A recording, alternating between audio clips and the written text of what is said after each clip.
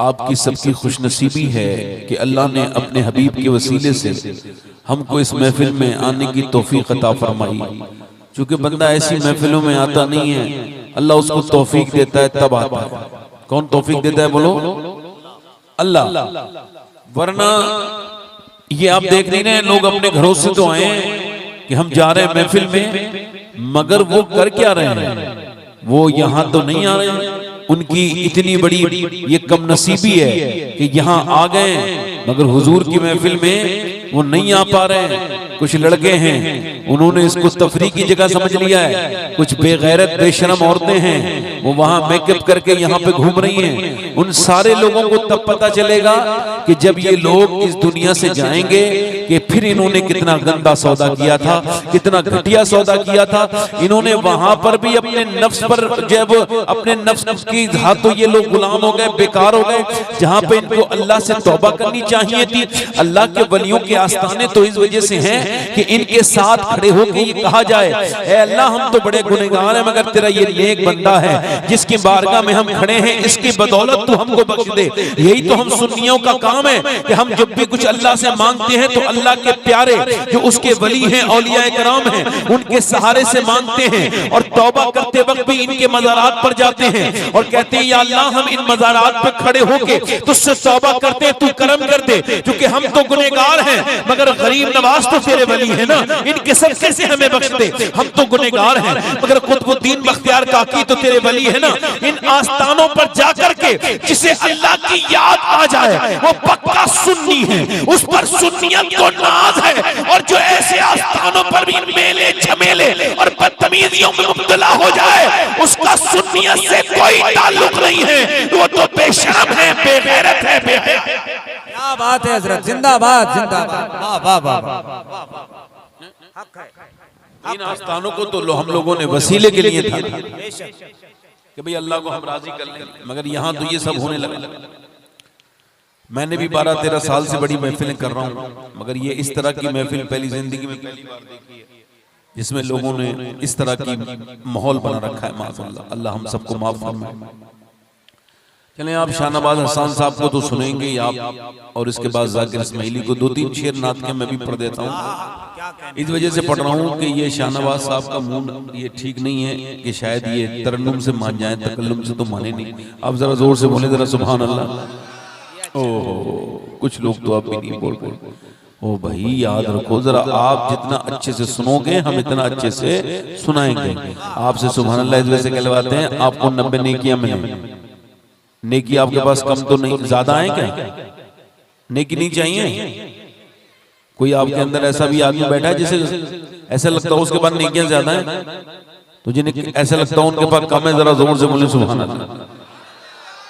अच्छा, मैं 2-3 शेर पढ़ता हूँ, उसके बाद थोड़ी देर बोलूंगा इंशाल्लाह, फिर आप लोगों की अपनी मर्जी है। हमारे ये शराफत भाई हैं, नाम भी इनका शराफत है, वैसे है भी शरीफ आदमी। अल्लाह ताला आगे भी उन पे फजल फरमाए। एक मैं ही नहीं उन पर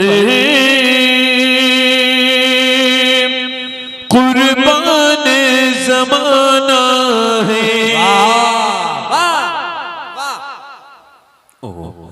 एक मैं ही नहीं उन पर कुर्बान ज़माना है, जो रब दो आलम का महबूब यगाना है, जो रब दो आलम का महबूब यगाना है। तलब से हमें जिसने खुद पार लगाना है, कल्ब से हमें जिसने खुद पार लगाना है, ज़हरा का वो बाबा है, हसनैन का नाना है। नारे तकबीर, नारे रिसालत, खानदाने मुस्तफा, मसलके आला हजरत माशाअल्लाह फैजान औलिया कॉन्फ्रेंस। मेरे साथ पढ़ो। ज़हरा का वो बाबा है हसनैन। देखो आप किसी को मत देखो, ऊपर वाले बोल रहे नहीं, ऊपर वाले बोलेंगे इनको अपनी कब्र में जाना है, आपको अपनी कब्र में जाना है। आप जरा जोर से बोलो। ज़हरा का वो, बोलो तो सही यार, पढ़ो। ज़हरा का वो बाबा है हसनैन का, और ज़हरा पर फैलाए हुए दामन। दो दरवाजों से कभी साइल खाली नहीं गया, एक तो हुजूर का दरवाजा, एक हुजूर की बेटी सैयदा फातिमा ज़हरा का दरवाजा। ज़हरा पर फैलाए हुए दामन है नस्ल करीमों की, लजपाल घराना है नस्ल करीमों। बस अब हो गया, दो तीन शेर पढ़ दिए मैंने। अब बैठिए आप आराम से। मैं आपसे एक बात अर्ज करूं, दुनिया चाहती है कि वो कामयाब हो जाए, मैं भी चाहता हूं, आप भी चाहते हैं, हमारे भाई भी चाहते हैं, बहनें भी चाहती हैं, सारे लोग चाहते हैं कामयाब हो जाएं। कामयाबी इसको कहते हैं कि इंसान बड़ा दौलतमंद हो जाए और जब वो मरे तो जहन्नम में चला जाए। कामयाब है? बताइए जरा। जिसके पास नौकर चाकर भी हो, जिसके पास दौलत भी हो, जिसके पास शोहरत भी हो, और जब वो मरे तो जहन्नम में जाए और अल्लाह उसको जहन्नम में भेजे, तो वो कामयाब है? या जिसके पास दौलत तो ज्यादा नहीं थी मगर आदमी जरा नेक था, अल्लाह से डरता था, जब मरा है तो हमेशा के लिए अल्लाह ने उसे जन्नती कर दिया, तो आपकी नजर में कौन कामयाब है?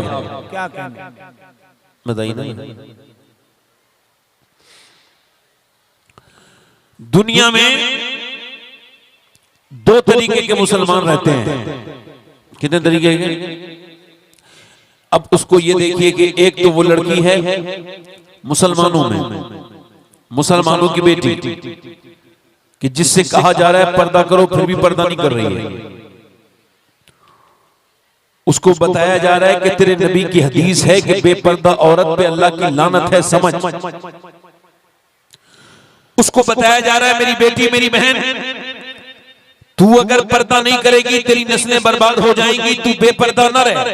मगर ना वो अपने शोहर की मान रही, ना अपने बाप की मान रही, ना किसी और मौलवी की मान रही है। उसका चेहरा वही खुला हुआ है, वो जहां भी जा रही है बेशर्म है, बेगैरत है, जिधर भी जा रही है अपने जिस्म की नुमाइश कर रही है, अपने जिस्म पे टाइट लिबास पहने हुए है। एक तरीके की लड़की तो ये है जिससे कहा जा रहा है फिर भी पर्दा करने के लिए तैयार नहीं, जिससे कहा जा रहा है, समझाया जा रहा है और इससे कोई मना नहीं करता है पर्दा करने के लिए, मगर ये फिर भी पर्दा जो है नहीं कर रही है। मगर एक लड़की वो है जिससे कॉलेज के गेट पे कहा जा रहा है या तो तू पर्दा दे, या तो तू पेपर कर, या फिर पर्दा अपना उतार। अगर हिजाब नहीं उतारेगी तो तुझको एग्जाम में नहीं बैठने दिया जाएगा। अब बता तुझे क्या मंजूर है, एग्जाम छोड़ेगी या पर्दा छोड़ेगी? उस लड़की ने एग्जाम की कॉपी उसके मुंह पे मारी और कहा चलिए लेके जा अपना एग्जाम, मुझे दुनिया के एग्जाम में नहीं आखिरत के एग्जाम में पास होना है। मैं तेरी गुलाम नहीं हूँ, मदीने वाले की कनीज हूँ। हाय हाय हाय, नारे तकबीर, नारे रिसालत, माशाअल्लाह माशाअल्लाह। अब आप मुझे बताइए जरा कौन सी लड़की कामयाब इसमें से? आप कौन सी वाली लड़की अपनी बनाना चाहते हैं? एक लड़की तो वो है जिसने इस्लाम भी छोड़ दिया, सब कुछ छोड़ दिया, उस पर कोई असर ही नहीं है। तवज्जो है कि नहीं? मेरी तरफ देखो, उस पर कोई असर है? नहीं असर है, बल्कि सोशल मीडिया पे आके कह रही है मैंने इस्लाम अपनी मर्जी से छोड़ा, ये छोड़ा है, वो छोड़ा है, मगर इस्लाम उसने छोड़ा वोड़ा कुछ नहीं है। उसके अब्बा ने भी नहीं पकड़ा था, ना उसकी अम्मा के घर में इस्लाम था। उसके घर में शुरू से टीवी चलता था, फिल्म चलती थी, गाने चलते थे, हयासोज बेकार सी फिल्में चलती थी। उसकी माँ फैशनेबल, बेगैरत, बेशरम, बेहया, उसके घर में सारे बेहयाई के काम होते थे। अब उसने इस्लाम भी छोड़ दिया। अब मुझे बताओ, एक तो लड़की वो है जिससे किसी ने कहा नहीं फिर भी इस्लाम को छोड़ दिया, और एक लड़की वो है जो कह रही है हम रात को जब सोते हैं तो पर्दा करके सोते हैं, बुर्का ओढ़ के सोते हैं। उससे किसी ने पूछा तेरे बच्चे मर गए, तेरे बाप पूरे तुम्हारे शहर में बमबारी हो रही है, मगर फिर भी रात को ये बुर्का ओढ़ के क्यों सोती हो? तो उसने कहा इस वजह से कि जब बम गिरता है हमारे घर मलबे में तब्दील हो जाते हैं। हम चाहते हैं जब सुबह को हमारी लाशें निकले तो बेपर्दा नहीं होनी चाहिए, पर्दे में होनी चाहिए। एक वो भी फलस्तीन की बेटी है जिसका जनाजा उस मलबे से निकल रहा है, फिर भी पर्दे में है, और ये वो बेटी है जिसने इस्लाम छोड़ दिया। दोनों बेटियों में फर्क क्या है? इको कम करो, इको आवाज बढ़ाओ। देखो, जिसको बोलना बोलना नहीं, यहां से उठ के जाए। नहीं समझ रहा है तो जाए यहां से। हिंदुस्तान ऐसा ही है, यहाँ इसी तरह से तकरीरें होती हैं। आप जरा जोर से बोलो सुभान अल्लाह। अब समझ रहे हो मेरी बात को? एक लड़की तो वो है जिसने ना अपने बाप से शर्म की, ना अपने माँ से शर्म की, अपने भाई की शर्म की। उसके बाप ने थाने में जाकर के अपनी टोपी उसके सामने रख दी, मेरी बेटी मेरी इज्जत बचा ले, तू अगर इस्लाम छोड़ेगी तो ऐसा कर, ये हो जाएगा, वो हो जाएगा। उसने अपने बाप की टोपी पे लात मार के कहा मैं तुझे जानती नहीं, अब जब मैं बहुत दूर चली गई तब मुझे समझा रहा है, पहले तो तूने घर में फिल्में चलवाई थी, टीवी चलवाई थी, मेरे सामने बदतमीजी करवाई थी, और आज जब मैं बेकार हो गई तो बात इसका मतलब ये है एक लड़की का बैकग्राउंड इतना बेकार था कि उसको इस्लाम के बारे में कुछ समझ में नहीं आया, ना वो इस्लाम को कुछ समझ पाई। अब जब वो कॉलेज गई तो उसको पता ही नहीं था इस्लाम क्या था। जैसे ही इधर उधर चक्कर में पड़ी, इस्लाम छोड़ के समझती है मैंने इस्लाम छोड़ दिया। इस्लाम तो तूने पकड़ा ही नहीं था मेरी बेटी। एक बैकग्राउंड वो है, और एक बैकग्राउंड वो है, एक घर का माहौल वो है कि एक लड़की है, एक लड़की है, उस पर असर किस माहौल का पड़ा है? उस माहौल का जो माहौल मदीने शरीफ में अल्लाह के पैगंबर के घर का माहौल है कि नबी पाक सल्लल्लाहु अलैहि वसल्लम की नवासी सैयदा ज़ैनब कुरान पढ़ रही है, 6 साल की उम्र है। कुरान पढ़ते पढ़ते पढ़ते पढ़ते पढ़ते पढ़ते सर से दुपट्टा नीचे को गिर जाता है। सैयदा ज़ैनब कुरान पढ़ रही है, 6 साल की बच्ची पे कोई पर्दा फर्ज नहीं। सैयदा फातिमा आई, आकर के बोली ज़ैनब तुमने अपने सर पे दुपट्टा रखो। सैयदा ज़ैनब के सर पे जब दुपट्टा रखा तो सैयदा ज़ैनब ने अपनी अम्मी से कहा अम्मी जान आपने मेरे सर पे दुपट्टा क्यों रखा? तो माँ ने कहा मेरी बेटी इस वजह से नाना नाराज हो जाते हैं, जो बच्ची सर पे दुपट्टा नहीं रखती उससे नाना नाराज हो जाते हैं। इतना सुना ज़ैनब रोने लगी। ज़ैनब ने सर पे दुपट्टा रखा और रोई। सैयदा फातिमा काम करते फिर वापस आई, बोली बेटी अब तो सर पे दुपट्टा रख गया, अब क्यों रोती है? कहने लगी मेरी अम्मी जान मेरे नाना से कह देना इस बार मुझे माफ कर दे, अगली बार ज़ैनब अपनी गर्दन तो कटा देगी मगर अपने सर पे से दुपट्टा नहीं हटाएगी। मेरी अम्मी मैं अपने सर पे दुपट्टा नहीं हटाऊंगी। अब जरा गौर करो, करबला का मैदान है, पूरा नबी का घराना जो है वो शहीद हो चुका है। सुनो, खाली करबला के मैदान से हुसैन का सजदा याद न किया करो, बल्कि ज़ैनब का पर्दा भी याद किया करो। करबला के मैदान में सिर्फ हुसैन का सजदा नहीं है, बल्कि भाई का सजदा और बहन का पर्दा है। अब सैयदा ज़ैनब के सर पे जो है ना, वो सैयदा ज़ैनब जब निकली है, उनके सर से दुपट्टा जब छीना गया है तो उन्होंने फिर अपने बाप की रोजे की तरफ को चेहरा किया, यानी मौलाए कायनात के शहर की तरफ को रोजा किया और चेहरा किया, और नजफ की तरफ मुंह करके बोली ए मेरे अब्बा अली मैं वही ज़ैनब हूँ, मैं वही ज़ैनब हूँ कि जब मैं वही ज़ैनब हूँ जबकि आपकी मैं निकलती थी कूफे में, मदीने में, मक्के में, तो आप फरमाते थे हसन हुसैन मेरी बेटी के पाँव के निशान मिटा के चलो। मैं नहीं चाहता कि मेरी बेटी के पाँव के निशान भी कोई देखे, मगर आज अब्बा आपकी बेटी के सिर से दुपट्टा छीन लिया गया है। फिर उसने अपने नाना के मजार की तरफ को चेहरा किया और कहा नाना जान मुझे माफ कर देना, मेरे भाई की लाश पर घोड़े दौड़े मगर मैं बाहर पर्दे बेपर्दा नहीं हुई, मेरे बच्चों की लाशों के टुकड़े हो गए मगर मैं बेपर्दा नहीं हुई। आज मेरे नाना मेरे सिर पे से दुपट्टा छीना गया है, अब मेरे पास पर्दा करने के लिए सिवाय बालों के कुछ नहीं है। या रसूल अल्लाह मुझे माफ कर दीजिए अपनी बेटी ज़ैनब को। अल्लाह अकबर। ये वाकया जब उसकी बाप ने अपनी बेटी को सुनाया तो बेटी रोने लगी और कहने लगी जब नबी ज़ाती ऐसा पर्दा करती है तो मेरी हैसियत क्या है? इसका मतलब यह है कि एक घर वो है जिसकी लड़की पर्दा करने के लिए तैयार नहीं, और एक वो है जिसने पर्दा न छोड़ा दुनिया छोड़ दी। एक के ऊपर दुनिया की नाचने गाने वाली बंबई और पाकिस्तान की बेगैरत लड़कियों का असर है, और एक वो लड़की है जिसके ऊपर पाकिस्तानी किसी नाचने वाली का असर नहीं, बल्कि मदीने की सैयदा फातिमा ज़हरा। हाय हाय हाय, नारे तकबीर, नारे रिसालत, उलमाए अहले सुन्नत, फरमाने मुस्तफा, मसलके आला हजरत। माशाअल्लाह माशाअल्लाह, वाह वाह वाह वाह। यानी एक वो लड़की है जिसको पता है कि पर्दा क्या है, और एक लड़की है जिसको पता ही नहीं कि पर्दा, बोलो तो सही यार। अब मुझे बात बताओ मेरी बहन, मेरी बेटी, वो कयामत के दिन क्या जवाब देगी सैयदा ज़ैनब को, जिसके सर से दुपट्टा छीना तो उसने अपने बालों से अपने चेहरे को ढक लिया, और फिर बालों से ढकने के बाद इमाम ज़ैनुल आबिदीन कहते हैं मैंने अपनी फूफी जान सैयदा ज़ैनब को देखा कि उनके बच्चे, उनकी लाशें उनकी गोद में आई। मैंने देखा कि उन्होंने सारे गम सहे। ज़ैनब कौन है? ज़ैनब वो खातून करबला है। मेरी तरफ तवज्जो करना मेरे दोस्तों, मेरे भाइयों। दुनिया में जब बहन भाई की मिसाल लिखी जाती है तो ज़ैनब का नाम जरूर आता है। लोग कहते हैं दुनिया में बहनें तो बहुत हैं, मगर ऐसी बहन जिसने अपने बच्चे, अपना घर, सब कुछ अपने भाई की मर्जी पे कुर्बान कर दिया, उसका नाम ज़ैनब। वाह सुभान अल्लाह। वो ज़ैनब चली है 5000 किलोमीटर के सफर में, ऊंट की नंगी पीठ पर बैठी है नबी ज़ादी। मगर इमाम ज़ैनुल आबिदीन कहते हैं मैंने अपनी फूफी को देखा, 5 वक्त की नमाज तो वो ऊंट पे चलते पे पढ़ती थी जब नहीं रोकते थे, मगर मैंने अपनी फूफी की कभी तहज्जुद की नमाज की मैंने कज़ा होते नहीं देखी। अल्लाहु अकबर। अब जरा गौर करो, औरतें कहती हैं हमने देखा ज़ैनब को कि जब वो चलती हैं उनके, तवज्जो करना मेरी बहनें बेटियां, इनको क्या पता इस्लाम क्या है, इनको पता क्या है, इनके दिल में दर्द थोड़ी बैठा है, इनके दिल को पता थोड़ी है कि नबी का दीन क्या है, इनको पता क्या है कि माँ का असर बच्चे पर क्या होता है। जब तक मां नेक ना हो बच्चे नेक हो ही नहीं सकते। मेरे दोस्तों, मेरे भाइयों, मेरी तरफ देखो, मैं आपसे क्या अर्ज कर रहा हूं, मेरी बात पे गौर करना और ध्यान देना मेरी बात पर।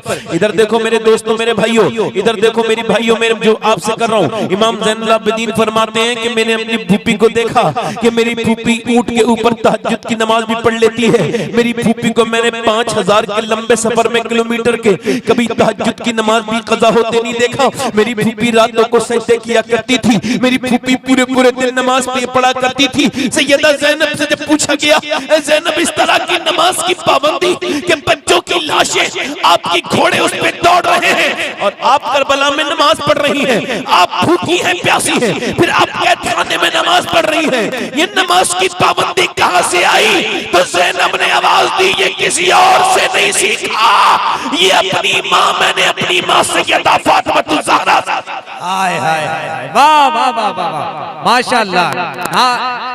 अल्लाह अकबर, अल्लाह अकबर, बहुत अच्छे।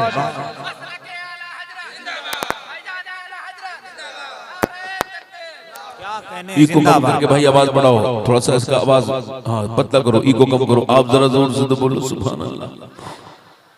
मैं आपसे क्या अर्ज कर रहा था, लोग पहले शादी करते थे तो कहते थे कि इसकी नानी तक देखो। क्या देखते थे पहले के लोग? बूढ़े कुछ बैठे बताएंगे।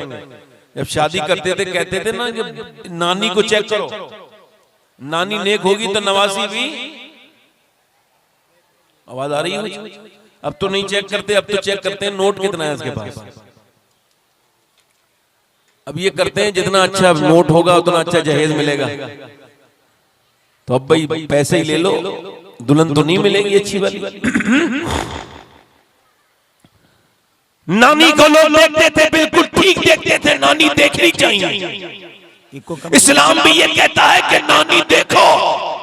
इस्लाम कहता है अगर नानी देखनी है ना तो मक्के की खदीजतुल कुबरा की जिंदगी देखो, और अगर फिर माँ देखनी है तो मदीने की फातिमा ज़हरा देखो, और नवासी देखनी है तो करबला की ज़ैनब कुबरा देखो। वाह वाह वाह वाह, जिंदाबाद, माशाअल्लाह। जोर से तो बोलो करबला की मेरी तरफ तो देखो, करबला की सैयदा ज़ैनब देखो, ज़ैनब कुबरा देखो, मेरी बात सुनो, मेरी बात सुनो, मैं बात ये वजह से कर रहा हूं, अगर माँ चाहे तो बच्चा नेक बन जाए, माँ चाहे तो बच्चा बुरा बने। माँ ने तो दे दिया बच्चे को मोबाइल, अपनी औरतों को कहो कि मैंने तुम्हें इस वजह से तुम्हारे साथ शादी नहीं की है कि तुम बच्चा जब रोए तो मोबाइल दे दो उसको। इको कम करो भाई, जब ये इको और कम करो।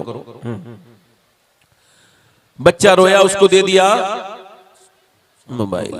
अच्छा, भैंस का बच्चा, बकरी का बच्चा पैदा होते ही माँ को नहीं पहचान लेता है, पहचान लेता है नहीं, 5 मिनट पहचान ले, मगर इंसान का बच्चा जो प्यार देगा उसे ही माँ समझ लेता है। बहुत अच्छा, बहुत अच्छा। उसको कोई फर्क नहीं पड़ता वो कौन है, माँ कोई और है, वाह वाह वाह, प्यार कोई और दे रहा है। अगर उसे कोई बताएगा नहीं, उसे इल्म नहीं होगा ये मेरी माँ नहीं। इसका मतलब यह है कि माँ अगर चाहे तो जैसा चाहे बच्चे को वैसा बना सकती है, चाहे तो नेक बना दे, चाहे तो बेकार बना दे।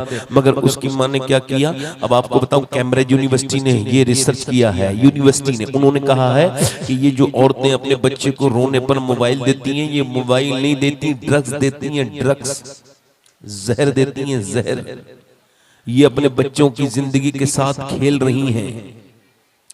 ये बच्चा 5, 6, 7 साल तक ही याद करता है माँ बाप को, उसके बाद माँ बाप से कोई मतलब नहीं रहता बच्चों का। जब तक वो चाहते हैं तब तक उन पे आपने मोबाइल दे दिया। एक बच्चा पागल हो गया, कहां पर, कर्नाटका में।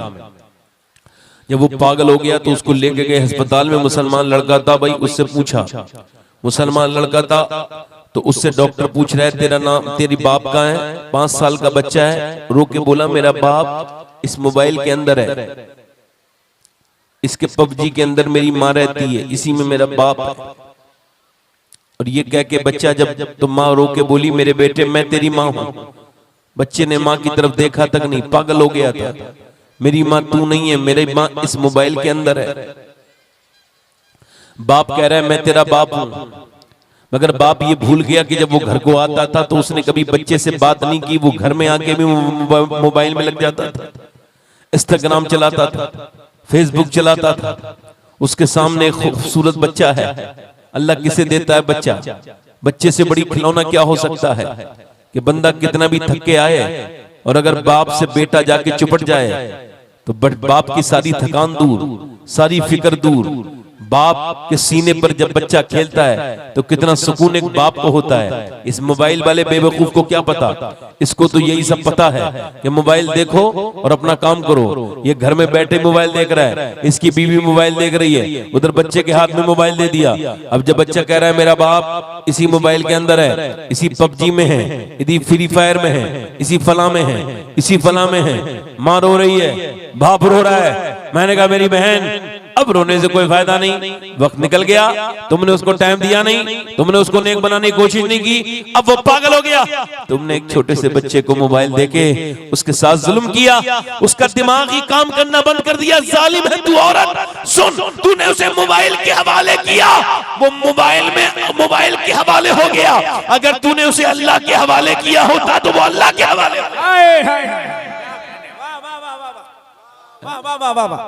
मेरी बात नहीं समझे आप, बात को नहीं समझे, बात को, अपनी नस्लों को बिगाड़ने वालों, ए भाई इधर देखो, अपनी नस्लों को बिगाड़ने वालों कहां चले भैया, ए भैया, अच्छा ठीक ठीक, बर्फ लेने जा रहे हैं, क्या बजा जो रहा है, सुभान अल्लाह, जोर से बोले सुभान अल्लाह। इसका मतलब समझ रहे हो बात को नहीं? माँ अगर चाहे, बाप अगर चाहे, अपने अपने बच्चों को देखो, बच्चे जानवर भी पैदा करते हैं, मगर ये बच्चों को इंग्लिश पढ़ाई, खाली इंग्लिश पढ़ा दी, कामयाब बना रहे हैं। कामयाब कैसे होगा बच्चा? इधर तो देखो वो बच्चा कैसे कामयाब है।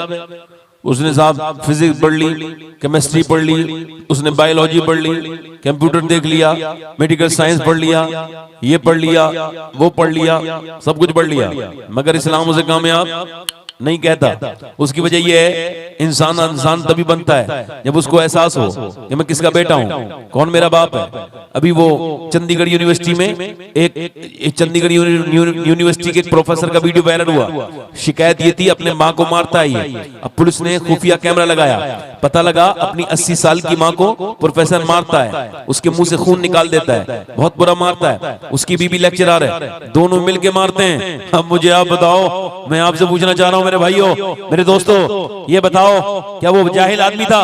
वो प्रोफेसर जाहिल था? नहीं, यूनिवर्सिटी पढ़ाता था, फिजिक्स केमिस्ट्री पढ़ाता था। क्या वो जाहिल था? नहीं, वो जाहिल नहीं था। ना उसकी बीबी जाहिला थी, दोनों पढ़े लिखे थे, मगर उन्होंने फिजिक्स, केमिस्ट्री, बायोलॉजी ये सब पढ़ा था, मगर माँ बाप का एहतराम नहीं पढ़ा था। क्योंकि दुनिया की कोई भी यूनिवर्सिटी फिजिक्स और केमिस्ट्री तो पढ़ाती है, मगर माँ बाप का एहतराम अगर कोई पढ़ाता है तो मेरे नबी का दीन पढ़ाता है, ये मदरसे पढ़ाते हैं। वाह वाह वाह वाह वाह। ये तो दावा है, इसकी दलील ये है कोई भी मौलाना अपने माँ बाप का गुस्ताख नहीं मिलेगा। कोई एक बेशरम हो तो उसकी क्या बात, आप समझ रहे हैं मेरी बात को? नहीं, मगर मेरी बात सुनो, अब वो बच्चा कामयाब कैसे होगा? आपने देखा होगा मौलवी साहब कभी अपनी अम्मा को नहीं निकालते, इंजीनियर साहब ही निकालते हैं। मेरी बात गलत तो नहीं है? अरे बोलो तो सही जरा यार, थोड़े बोलो तो सही। मैं कोई गलत बोल रहा हूं क्या? ठीक बोल रहा हूं ना? माँ बाप को निकालता है। अब मेरी तरफ तवज्जो करो, गौर करो। माँ ने जैसा चाहा बच्चा वैसे ही बन गया। अभी इधर हमारे यहाँ की औरतें क्या कर रही हैं? बच्चा रोया मोबाइल दे दिया, बच्चा रोया मोबाइल दे दिया। अब कोई बच्चा गेम देख रहा है, वीडियो गेम, कोई गाना सुन रहा है, तो किसी की हया खराब हो रही है, किसी में गंदी तस्वीरें देख रहा है। 10-10 साल के लड़कों के अंदर, बच्चों के अंदर ऐसी हरकतें इस वक्त लोग देख रहे हैं, और ऐसे ऐसे बुराइयां पाई जा रही हैं कि उसका कोई जिक्र भी मैं आपके सामने नहीं कर सकता। 10 साल के बच्चों के अंदर वो खराबियां, वो बदकारियां, बेकारियां आ गई। वो बच्चे इतनी जल्दी बर्बाद हो गए। किसने किया? माँ ने किया। उनको क्या पता क्या मोबाइल में आएगा? वो जो देखा, उन्हें उंगली चलाई, गंदी तस्वीर भी देखी, गंदी फिल्म भी देखी, नाचती औरत भी देखी, नाचता मर्द भी देखा, आपस में लिप लॉक करते बच्चे भी देखे, बच्चियां भी देखी। अब बता मुझे, 8 साल की लड़की, 10 साल की लड़की, वो लिप लॉक देखे, वो गंदे सीन देखे, घटिया चीजें देखे, उस पर क्या असर पड़ेगा उसकी जिंदगी? फिर तो मैं कह रहा हूं, ये सब ये यहूदियों ने, उन्होंने कहा था हम अब तुम्हें बर्बाद करेंगे इसी तरीके से, तुम्हारे मजहब, तुम्हारी हम छीन लेंगे शनाख्त, तुमने जो तुम्हारी जो चीजें ना, इन सबको हम छीन लेंगे, तुम्हारी हया छीन लेंगे, तुम्हारा सोच छीन लेंगे, तुम्हारे अंदर से दीन छीन लेंगे, तुम्हारा ईमान छीन लेंगे। तुम मुसलमान होगे ऊपर से, मगर अंदर से नहीं होगे। तुम्हें हम बिल्कुल खोखला कर देंगे, तुम्हारे अंदर हम कुछ छोड़ेंगे नहीं। और वही हुआ भी हमारे घरों में, यही बदकारियां। आराम से वो कुछ अपने घर बैठे आराम से, हम खुद चला रहे हैं, अपने बच्चों को चलवा रहे हैं, ये अच्छी लंबी बच्चा आपने अपने बच्चों को। मगर हमारे जमाने में, पहले जमाने में क्या करती थी औरतें? दिल्ली में एक बच्चा है, हुसैनी नस्ल का बच्चा है, हुसैनी है, उसकी माँ ने उसकी माँ ने यानी उसके बाप से कहा, यानी उसके बाप से, मेरे शौहर, मैं ये चाहती हूँ कि मेरा बेटा अल्लाह वाला बने, अल्लाह से मोहब्बत करने वाला बने। बाप ने कहा मैं भी चाहता हूँ, एक तरकीब है मेरे पास। माँ ने जब तरकीब बताई, बाप उस पर एग्री हो गया, बाप उस पर जो है राजी हो गया। उसके बाद माँ ने अपने बेटे से, जब वो मदरसा पढ़ के आया, कहा बेटे नमाज पढ़ो 2 रकअत, अल्लाह खाना देगा। अभी खाना है नहीं, अल्लाह देगा। बेटा छोटा था, 5-6 साल का, उसने 2 रकअत नमाज पढ़ी, हाजत की, उसके बाद दुआ करने लगा अल्लाह खाना दे दे। माँ ने कहा जा बेटे अंदर होगा खाना। जाके देखा तो उसके अंदर एक खाना अंदर था। उसने एक रोटी उठाई,